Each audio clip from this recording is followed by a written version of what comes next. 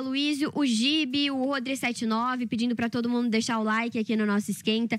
O Alessandro, a Edna, o Regis também por aqui, o André Henrique, o Maldito, o Marcos Batista, o Ricardo Cunha também tá participando, o Samir mandando mensagem por aqui, membro do nosso canal, Ricardo Peixoto também, o Marcos, o Carlos, o João, o Luiz Felipe. Então, sintam-se todos cumprimentados, sejam bem-vindos aqui ao Esquenta do Mercado. Vamos começar aqui então com a nossa agenda, vamos repercutir, a gente coloca aí na tela os principais eventos e aí a gente traz também as principais expectativas. Feriado lá nos Estados Unidos, como a gente já repercutiu, 10h30 tem leilão do Tesouro, 2h30, CAGED do mês de outubro e também tem o relatório da dívida referente ao mês de outubro que vai ser divulgado pelo Tesouro, acabou não saindo ontem. Tem também 3 horas, Gabriel Galípolo participando do evento do Itaú, 3 horas, reunião do CME, 18h30, Diogo Guilhem, mais um dirigente do Banco Central dando declarações, ele participa de um evento da FGV. 8h30 a gente tem o CPI lá no Japão, também é importante ficar de olho. Sem horário definido ainda, a gente tem um novo plano da Petrobras para ser divulgado, é mais um ponto pra gente ter no radar. Participando hoje aqui do Esquenta, como eu disse, o professor Carlos Honorato, ele já está aqui no nosso estúdio, então eu já vou pedir para ele comentar um pouco da agenda. Bom dia, professor, tudo bem? Bom dia, muito prazer em falar com todos aqui, com o pessoal que já está nos assistindo aí, dando like no nosso canal, né? Muito obrigado. Isso aí, prazer é nosso, professor. Vamos então para mais uma quinta-feira. Dessa agenda do dia, os eventos que a gente organizou, o que você destacaria como sendo mais relevante para hoje? Olha, eu acho que essas divulgações que a gente teve ontem do livro bege, né? E principalmente essas falas aí do presidente do Banco Central, enfim, que é um pouquinho mais do mesmo, mas que traz aí um certo conforto, como você disse no início, quer dizer, a gente está chegando no fim do ano aí com menos expectativa de uma bolha e tudo mais. Os dados nos Estados Unidos têm sido dados positivos, no sentido de que a gente não tem uma pressão inflacionária, tem alguma produtividade vindo da inteligência artificial. Então, realmente, hoje é um dia de ação de graças, né? É por isso que chama sexta-feira, é Black Friday, né? Porque é a liquidação que acontece depois do dia de ação de graças para liberar os estoques lá nos Estados Unidos pro Natal. E aí é por isso que a gente também está vivendo essa situação. Então, eu acho que é um dia de ação de graças no mercado, mas como disse o Miguel lá, cautela, né? Porque cautela e canja de galinha nunca fazem mal para ninguém, né? É um dia, então, que a gente deve ter menos liquidez nos mercados por conta do feriado lá nos Estados Unidos. Eu queria te ouvir também, professor, um pouco mais sobre esse CAGED, dado que vai ser divulgado às 2h30. O mercado de trabalho é um ponto que vem sendo sensível quando a gente pensa sobre política monetária, principalmente porque a inflação de serviços continua um pouquinho mais resiliente e uma das principais hipóteses é que esse mercado de trabalho mais aquecido tem mantido essa inflação num patamar um pouquinho mais elevado, tem dado mais dor de cabeça para o Banco Central. A expectativa é de criação de 120 mil empregos. Eu queria saber se esse CAGED, na sua visão, tem o potencial de drenar, se ele vier um pouco mais forte do que o esperado, as expectativas para a corte de juros em janeiro. Olha, é um pouco preocupante no sentido de que a gente está vivendo ali no quase pleno emprego, né? Pleno emprego é quando você tem na economia todo mundo que está buscando trabalho e emprego trabalhando, né? Isso não significa que o salário médio seja uma maravilha. Mas quando a gente tem essa definição do CAGED, né, ele mostra efetivamente essa variação de contratações e se você tiver efetivamente uma demanda maior por trabalho, a pressão dos salários aumenta. E quando você tem pressão de salários, por mais que a gente não gostasse que essa relação existe, você tem uma pressão inflacionária. Então a gente tem que ficar atento a esse índice, porque efetivamente se você tiver um aquecimento aí da procura por pessoas, você tende a ter uma questão de necessidade de manter a taxa de juros no mesmo nível. A gente só tem que observar que tem uma leve desaceleração na economia. Então a gente pode ficar talvez de olho no sentido de que a coisa não vai haver uma pressão tão grande dentro do Banco Central e uma pressão, né, no sentido de que a gente vai ter que ficar mais tempo com essa taxa de juros elevada. Só lembrando também a nossa audiência que tem IGPM divulgado pela FGV hoje às 8 horas da manhã. A expectativa é que haja uma aceleração, deve subir o indicador para 0,28% em novembro, após cair 0,36% em outubro. A principal impulsão para o dado deve vir pelos preços ao produtor, como o avanço dos produtos agropecuários e industriais no atacado, de acordo com os economistas. Estou tirando aqui essa informação só para ancorar a nossa audiência do Bom Dia Mercado da Rosa Riscala. Professor, para finalizar essa agenda, a gente tem também falas tanto do Diogo Guilhem quanto de Gabriel Galípolo. Claro que todo mundo vai estar de olho principalmente nessas falas de Gabriel Galípolo no evento do Itaú, no comecinho da tarde, né, no meio da tarde, às 3 horas. Tem espaço para Gabriel Galípolo, na sua visão, deixar de lado um pouquinho mais o discurso hawkish, ou a sua expectativa é que ele continue seguindo para essa linha, até para não abrir espaço para o mercado tirar da fala dele algum guidance, alguma expectativa aí maior para corte de juros em janeiro? Olha, a gente está no final do ano, né? Então acho que ninguém quer arriscar. Então, muito provavelmente, como me parece que a estratégia dele é terminar o ano dentro da meta, né, e cumprir um primeiro ano aí de presidente do Banco Central, cumprindo à risca o que determina, quer dizer, o presidente do Banco Central conduzir a política monetária de forma que a gente fique dentro da meta de inflação. Então, me parece que não vai haver nenhuma surpresa. O que a gente tem que observar é se há sinais nessas apresentações, né? Depois vale a pena consultar no próprio site do Banco Central. Muitas dessas falas, desses comentários ficam em apresentações lá. Observar se efetivamente não há nenhum detalhezinho ali que demonstra uma possível retomada, um início de queda dos juros. A princípio, a fala dele vai ser de manutenção de juros ainda neste final de ano e talvez só começar uma redução no início ali de 2026. O cuidado que tem que ter é que se demora muito para diminuir o remédio, o doente fica doente de outras coisas, né? Então, eu acho que não vai vir nenhuma grande surpresa, mas é sempre bom estar atento a essas falas e essas apresentações. Então, a gente pagou a agenda, os principais destaques. Já trouxemos um pouco das perspectivas para o dia, 7 horas com 17 minutos. Vamos agora começar o nosso overview, só registrando como que as bolsas estão lá no continente europeu. O estoque 600 está com uma queda de 0,03%, o CAC 40 de Paris está na estabilidade. A gente tem o DAX de Frankfurt com um avanço de 0,17%. O FTSE 100 de Londres cai 0,20%. O IBEX 35 de Madrid recua 0,16%. Em relação às moedas, o dólar frente à libra esterlina está com uma alta de 0,17%. O dólar em relação ao euro tem um incremento de 0,15%.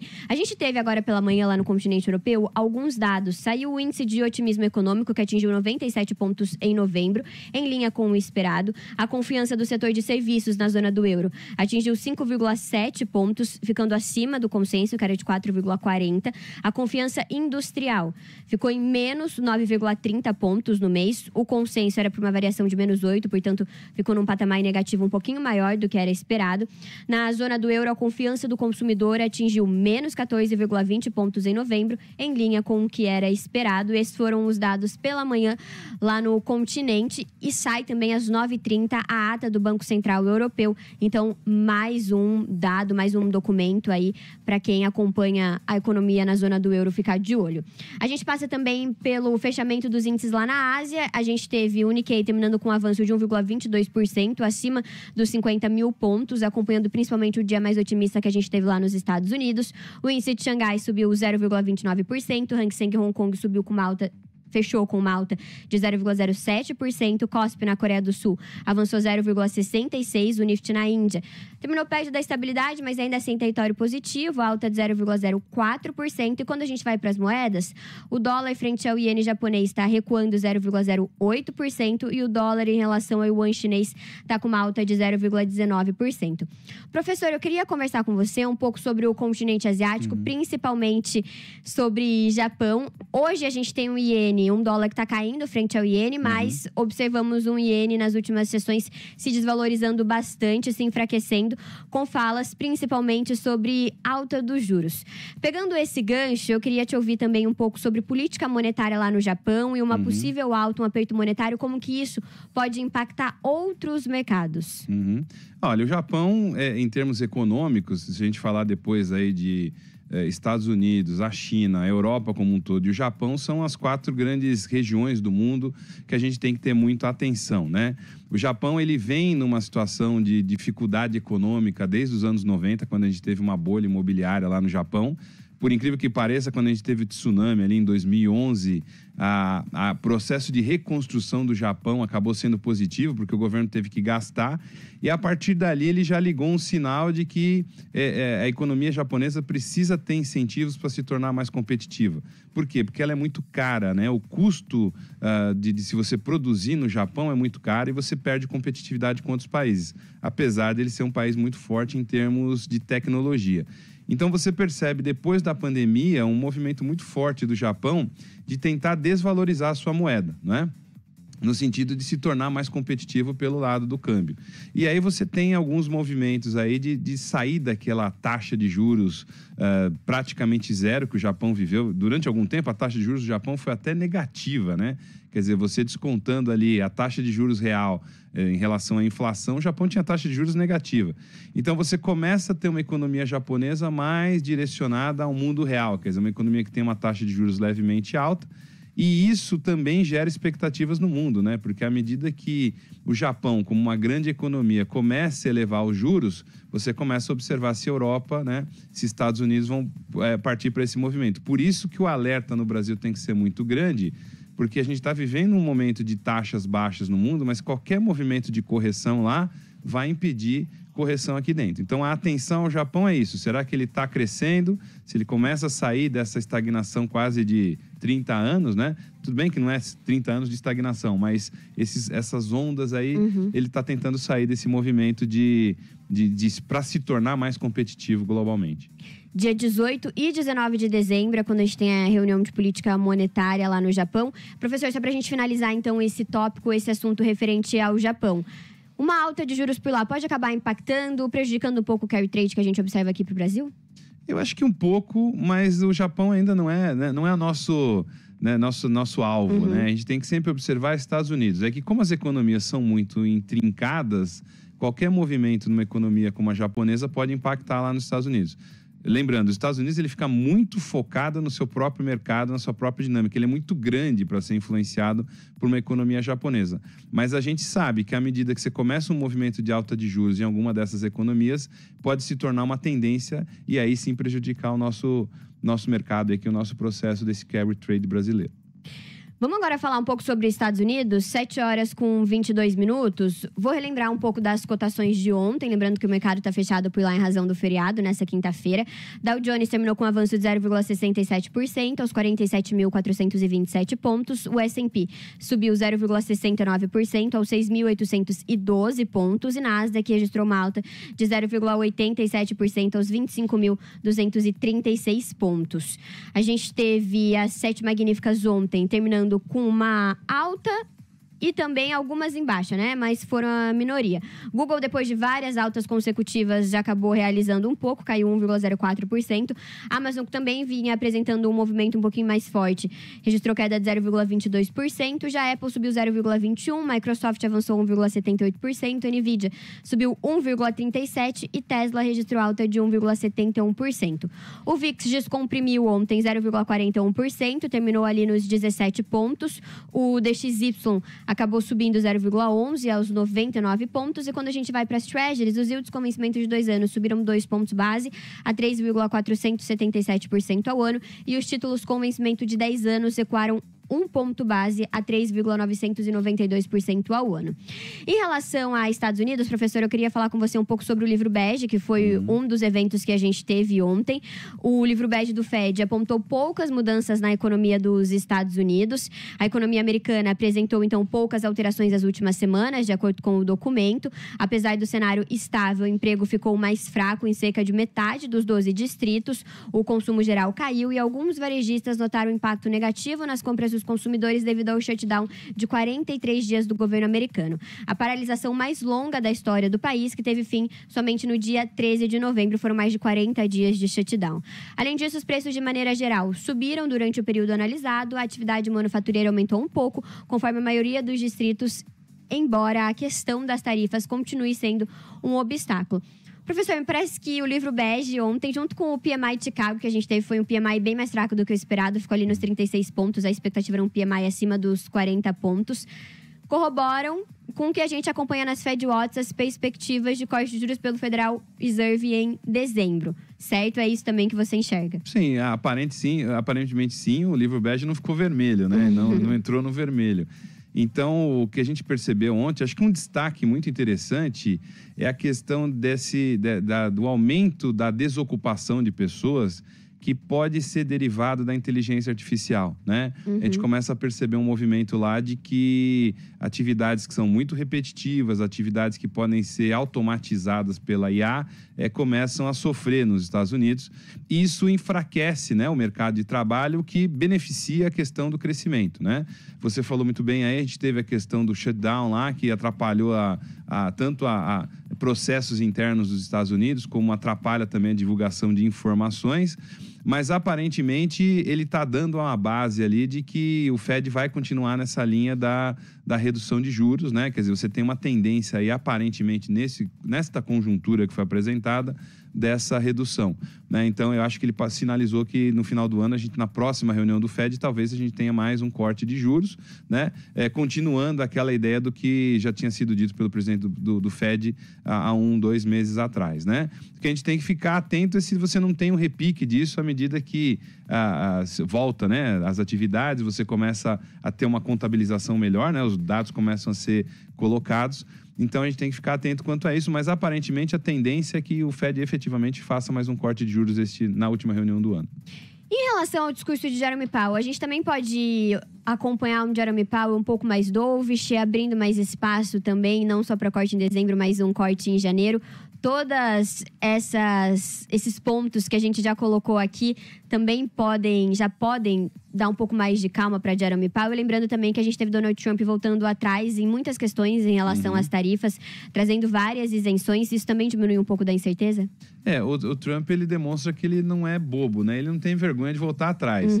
O que acontece, a gente acabou não comentando, mas nesse livro também ficou muito indicado de que você tinha um aumento de preços ali, principalmente nos produtos básicos, né? E isso está impactando a popularidade do Trump. Se você pegar as pesquisas recentes, caiu bastante a popularidade dele nos Estados Unidos, porque pensa, o americano médio é mais ou menos como o brasileiro médio. O cara não está muito preocupado com o que está acontecendo na Rússia, na Ucrânia e no Brasil.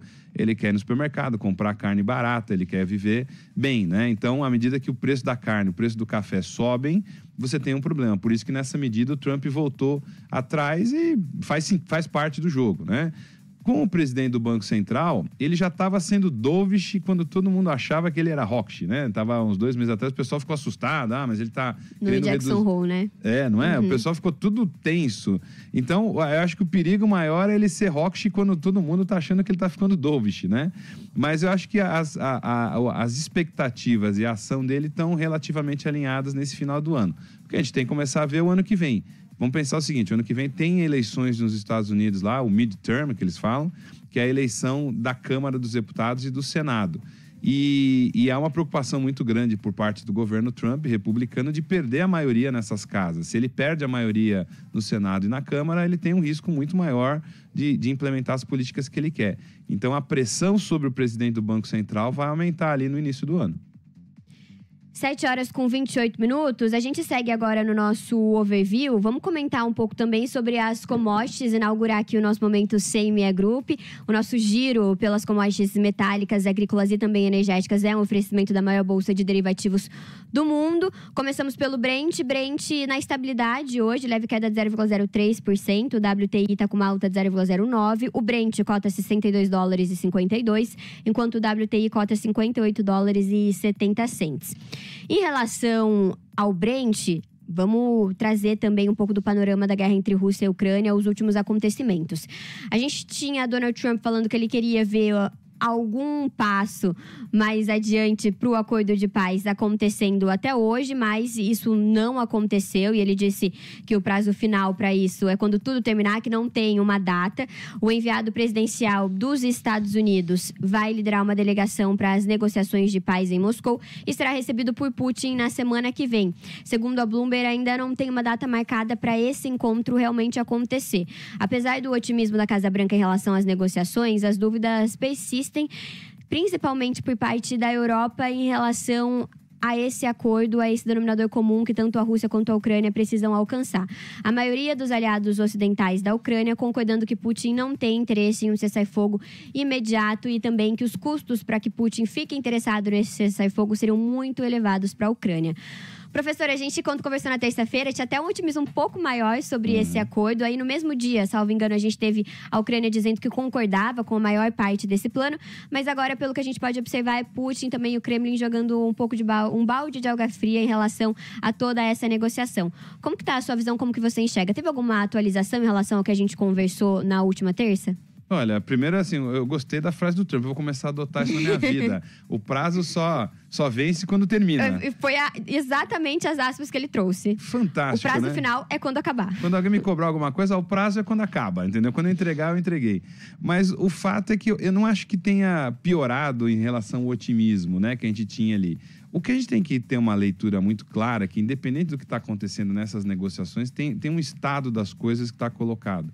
Então, vamos lá. O Putin, ele só vai terminar essa guerra na medida que ele conquistar todos aqueles territórios que é um terço ali da Ucrânia, do lado oriental, né?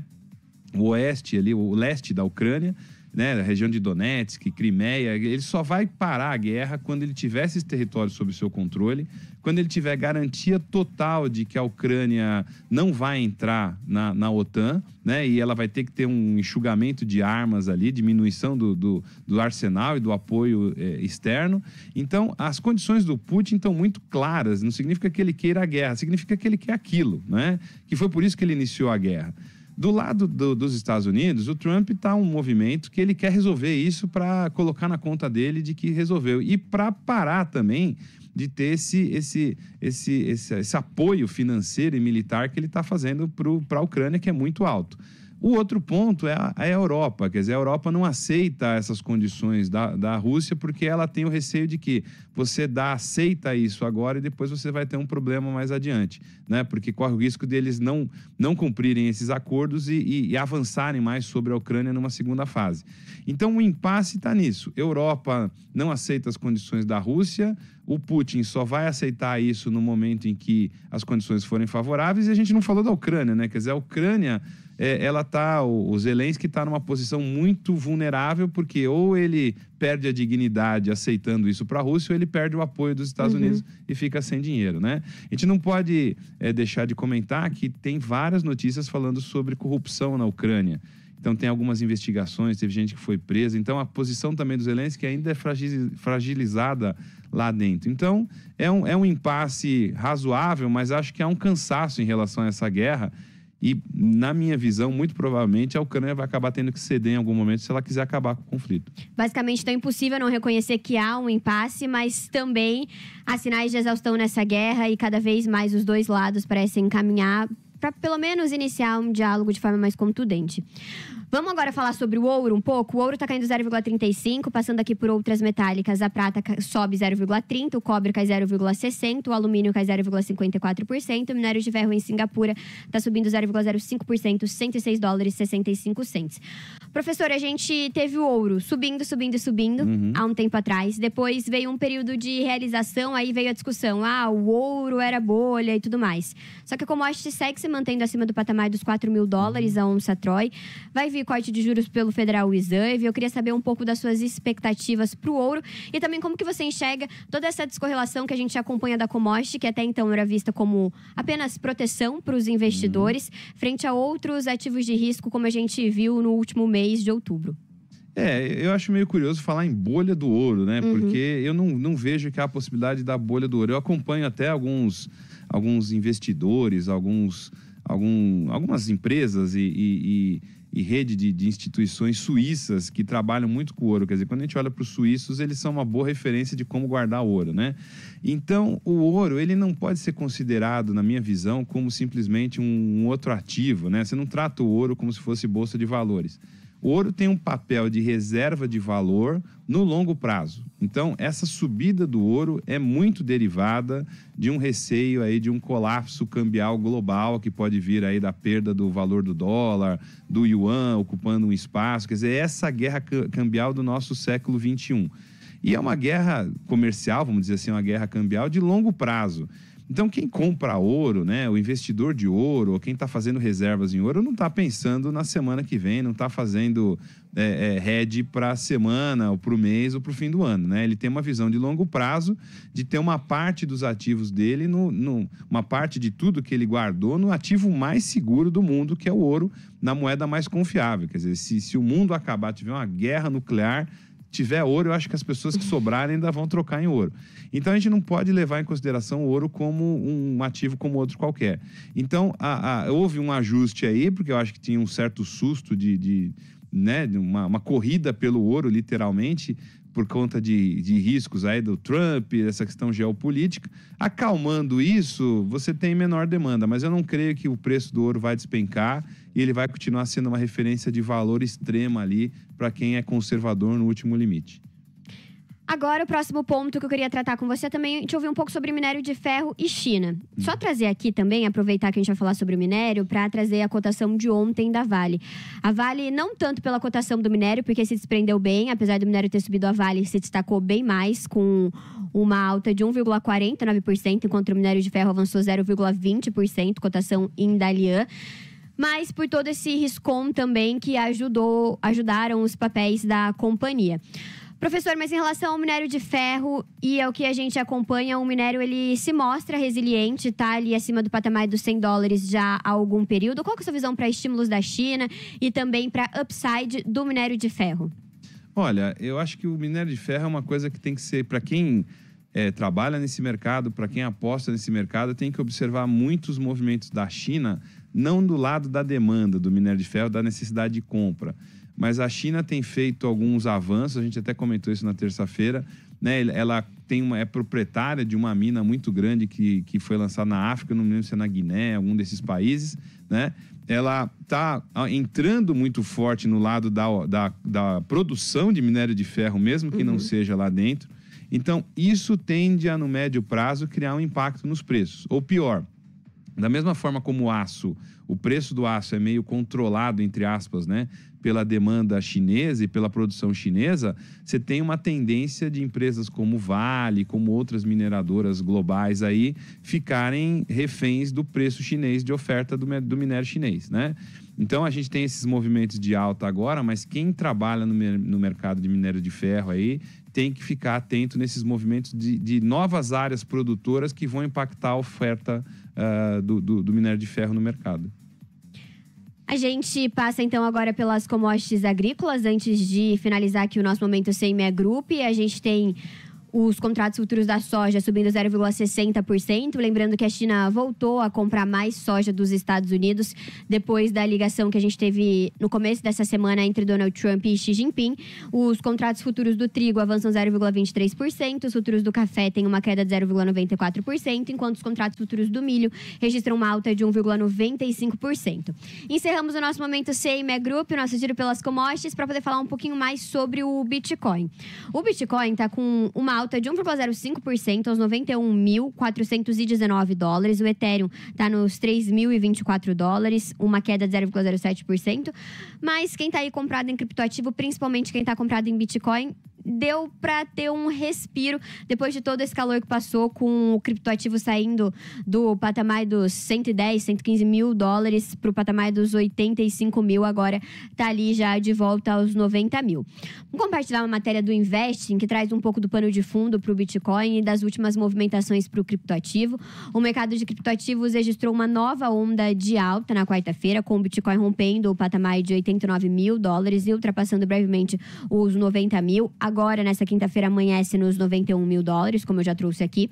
O tom do mercado é de otimismo renovado, ancorado pela crescente convicção de que o Federal Reserve poderá retomar o ciclo de corte nas taxas de juros, o que, historicamente, favorece ativos de riscos. O movimento de recuperação é notavelmente impulsionado por um aumento da demanda institucional, evidenciado pela aquisição de ETFs e o lançamento de novos produtos financeiros complexos em Wall Street. A principal força por trás da alta é o ressurgimento do interesse institucional e o desenvolvimento de mercado de derivativos. Relatórios recentes confirmaram que a BlackRock aumentou sua exposição ao seu próprio ETF de Bitcoin à vista, que permite a clientes institucionais apostar ao longo prazo do Bitcoin. JP Morgan também lançando uma plataforma sobre o criptoativos. Embora o JP Morgan alerte para a volatilidade do BTC, a criação de produtos que oferecem a proteção e potencial de lucro alavancada demonstra uma mudança de tom em Wall Street, onde a percepção da criptomoeda está evoluindo de especulativa para um ativo de classe. Professor, eu não sei o quanto você acompanha o Bitcoin, mas esse otimismo que a gente observa no Bitcoin por conta do Federal Reserve, também observamos em outros ativos de risco. Ontem me parece até que toda a narrativa de bolha tech acabou ficando para trás. Eu queria te ouvir sobre essa alta que a gente já acompanha nos mercados por conta do Federal Reserve, se isso soa ou pelo menos se parece. O investidor precisa estar atento a essa possibilidade de sobe no boato e pode realizar no fato quando vier essa decisão do Federal Reserve. Principalmente se a gente acompanhar um Jerome Powell não tão dovish quanto o mercado gostaria.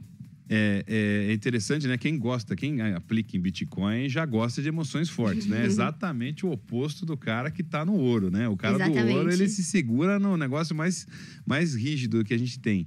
Agora, você lendo aquela notícia ali, me deu até um certo arrepio, né? Porque você começa a observar em produtos derivativos de produtos estruturados com maior risco e maior potencial, são coisas que aconteceram lá na crise de 2007. Eu acho que o investidor de Bitcoin, quem curte criptomoeda e usa a criptomoeda como um ativo e mesmo como um ativo até especulativo, tem que estar muito atento nessa dinâmica dessas derivações aí, né? Isso que é fundamental, porque às vezes você pode ter... O princípio lá da crise de 2008 foi justamente que as pessoas não tinham entendimento do que eram aqueles papéis. E da mesma forma, hoje, você tem que tomar muito cuidado com isso. Eu acho que tem por trás dessa questão do Bitcoin a questão das stablecoins, né? Que é uma discussão lá nos Estados Unidos, né? Você tem uma força ali do mercado financeiro americano de querer justamente transformar o Bitcoin até numa reserva de valor, que alguns economistas dizem que pode ser um golpe americano aí no sentido de se tornar, você tirar ali, tornar o padrão dólar dependendo do padrão Bitcoin, né? É uma longa conversa, mas há toda essa discussão. Então, muita gente que está no mercado de Bitcoin está apostando na ideia de que você tenha uma stablecoins como uma referência para o Bitcoin, como referência de valor. Porque eu acho que quem está nesse mercado tem que estar muito atento, né? E de novo, é muito curtíssimo prazo. Então, ontem o cara estava deprimido no extremo, hoje ele está feliz no extremo.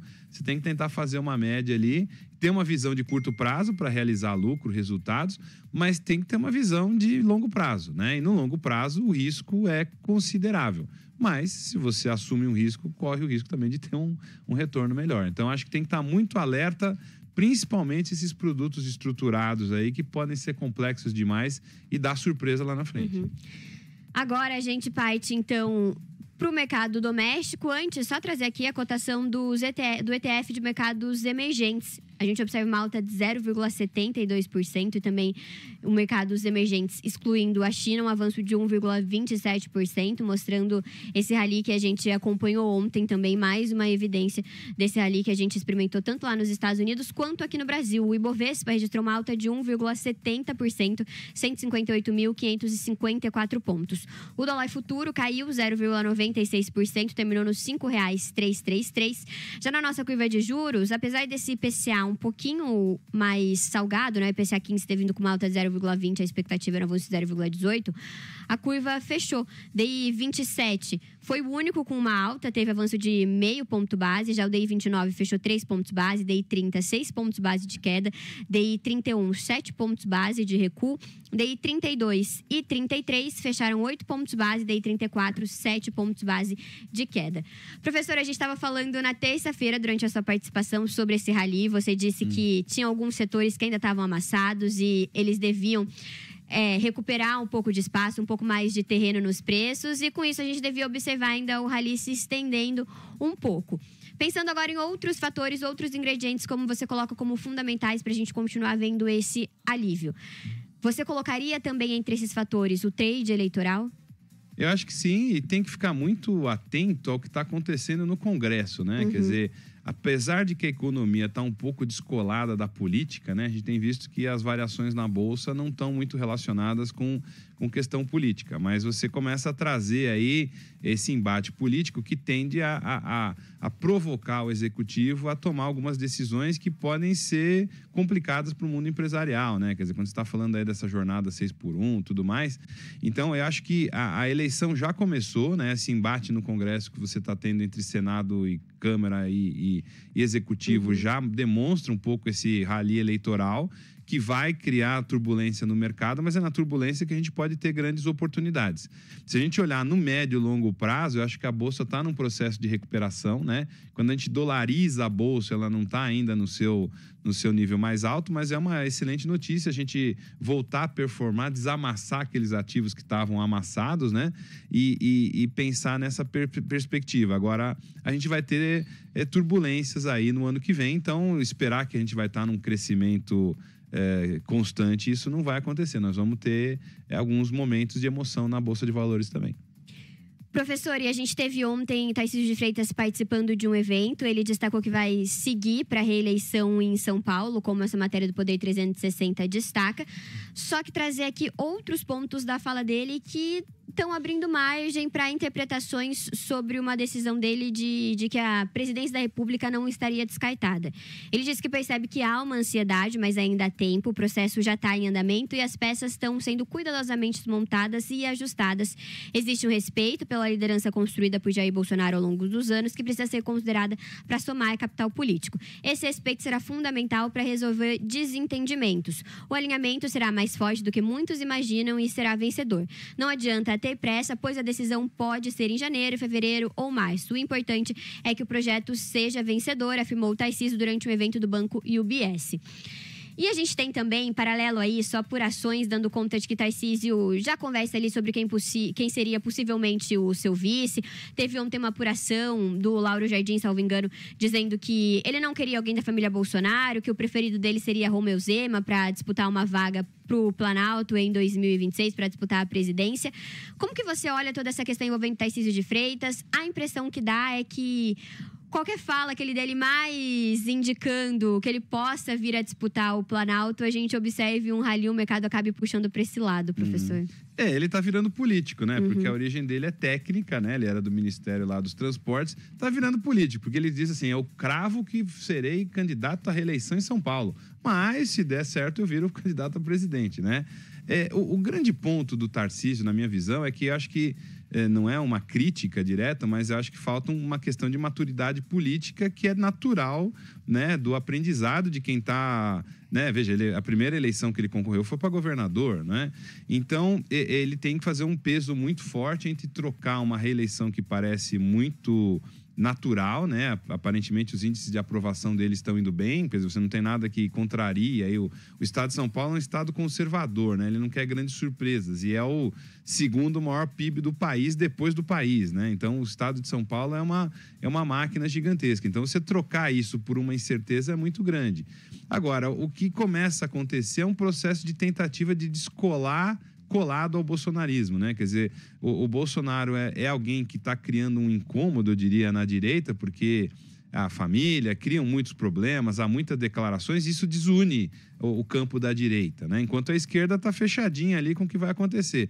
Então, à medida que ele se posiciona, né? Ele precisa se posicionar também com o posicionamento dos outros. Ontem, se eu não me engano, o Eduardo Bolsonaro lá disse que se lasca a direita, que eu vou dividir mesmo. Esse movimento é trágico para quem é do campo da direita. Então, ele vai ficar ali e o candidato a presidente, né, a gente vê isso na história do Brasil, é muito do momento.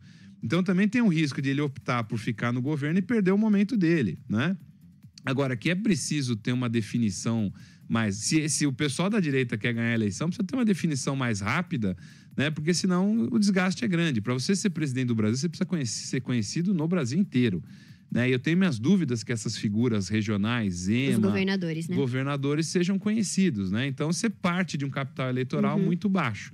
Então, março ali é o limite legal para ser candidato, mas você precisa decidir isso antes e precisa colocar isso antes. E aí vai para os leões, né? Porque a hora que você assume que é candidato a presidente, todo mundo vai vasculhar a sua vida, vai buscar o que você fez, seus parceiros, etc, né? E o Zema pode ser um bom vice, assim, né? Então, bom vice no sentido de ser um vice que não aparece. Então, esse é o grande desafio de quem vai se candidatar à presidência da República do campo da direita, né?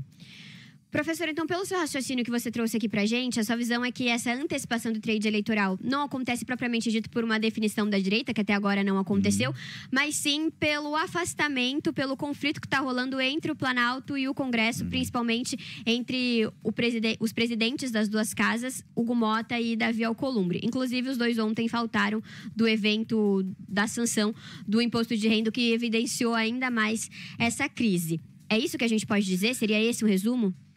O que a gente tem que observar é o seguinte, né? Você tem um governo hoje que ele é minoria no Congresso e sem o Congresso ele não consegue fazer nada, né? Você tem ali, sei lá, na Câmara cerca de 300 e tantos deputados que são o centrão, né? Que é uma base muito grande e é fluida, né? Mas ela tende a ser um pouquinho mais para a direita.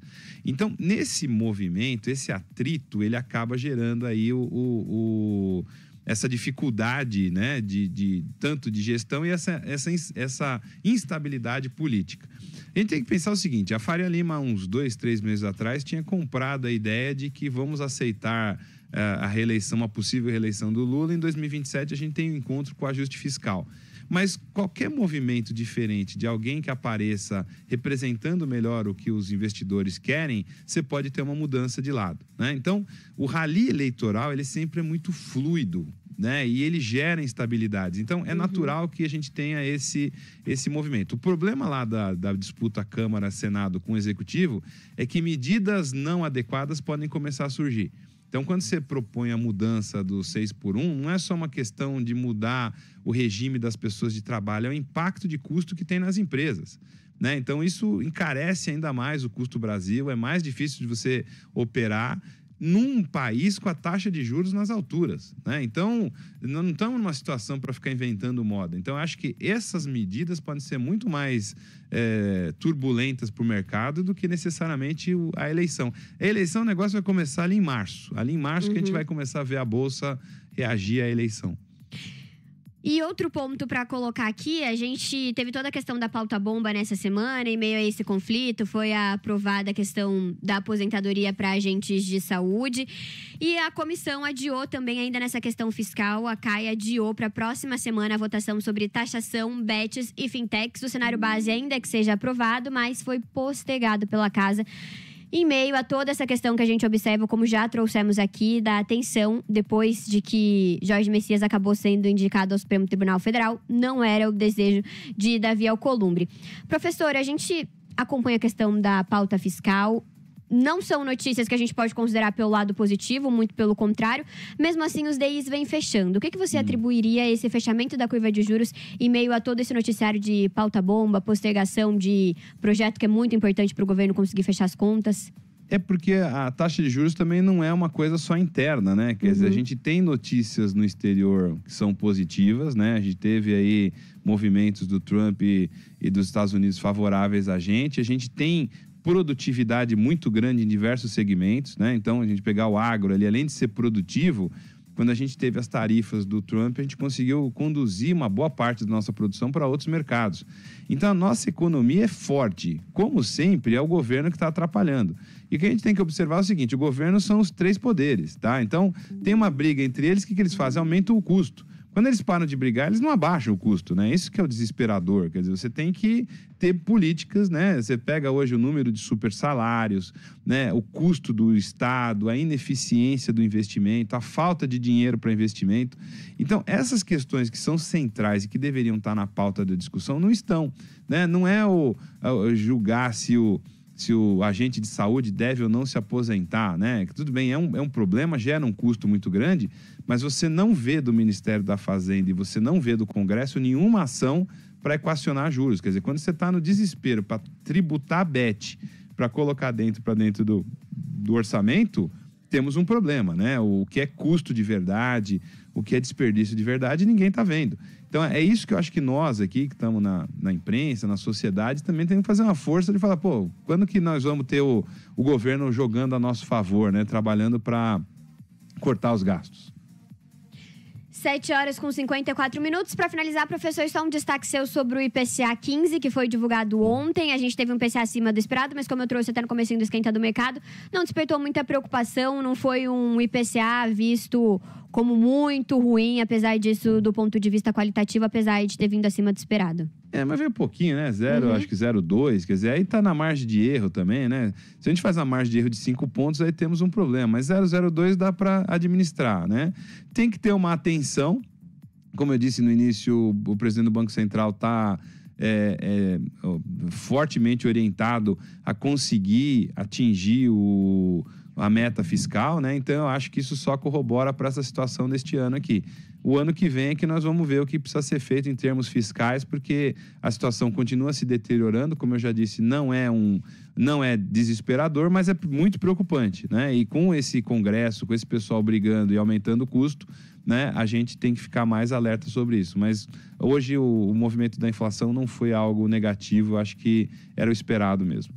Professor, obrigada então pela sua participação aqui no Esquenta do Mercado. E mais um dia, um abraço para você. E a gente se vê de novo na semana que vem. Muito obrigado de novo pelo convite. Bom fim de semana a todos, bons negócios. Bom dia da ação de graças, mesmo que não seja o nosso dia. E boa Black Friday para todo mundo amanhã. Gastem com moderação, né? Obrigada, professor. Foi um prazer. Até mais. Obrigado. A gente tem aqui no nosso chat participando o Michel Ribeiro, mandando mensagem. Também por aqui a Graciele, a Rosa Maria, o AJ também. Quem também tá por aqui é o Ari Posto, o Souza mandando mensagem. Quem mais?